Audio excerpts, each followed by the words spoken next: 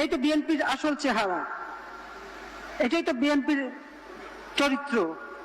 এবং এর নেতৃত্ব খালেদা জিয়া, তারেক জিয়া, তারাই তো দিচ্ছে, তারাই তো করছে। হাজার হাজার কোটি টাকা লুটপাট করেছে ক্ষমতায় থেকে। মানুষকে কি দিয়েছে? মানুষ তো ক্ষুধার্ত ছিল। এদেশে ক্ষুধা, দারিদ্র, রোগের চিকিৎসা পায় না, দুর্ভিক্ষ প্রতিনিয়ত ছিল, কিন্তু তারা তো অর্থ সম্পদ বানিয়ে যথেষ্ট ফেলে পুকুরে উঠেছিল। আজকে তারা ভোটের অধিকার কথা বলে, আর কিছু আছে তাদের ভাড়া করা, তার মানবাধিকারের কথা বলে।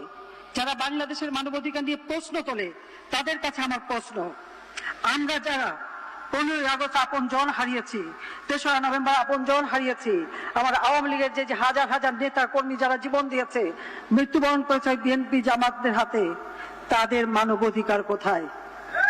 তাদের মানবাধিকার কোথায়?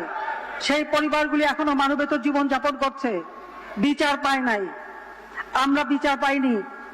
ইনডেমনিটি অর্ডিন্যান্স দেওয়া হয়েছিল, আমাদের সংবিধানে আছে, দেশের আইন আছে, যে কোনো হত্যার বিচার হবে। তাহলে আমরা কেন বঞ্চিত ছিলাম?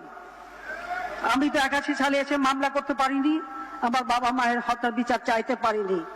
এমনকি জিয়াউর রহমান তো আমাকে 32 নম্বরে ঢুকতে দেয়নি। আমি যে আমার বাবা মার জন্য একটু দোয়া পড়বো, সেই সুযোগও আমাকে দেয়নি।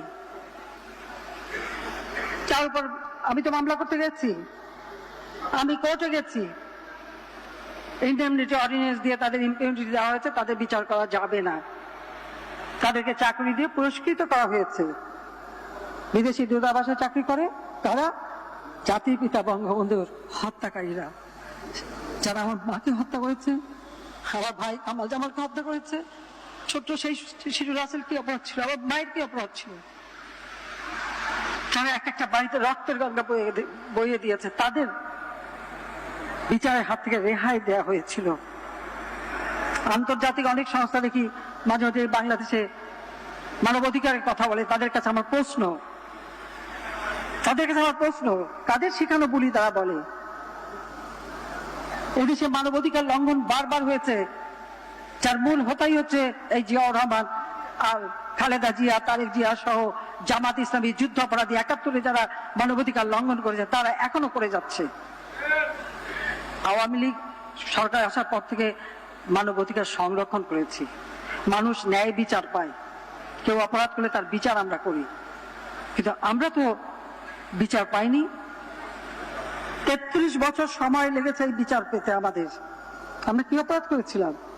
তা আমাদের মানবাধিকার নাই যে বাবা মা ভাইয়ের বিচার পাবো না, হত্যার বিচার পাবো না?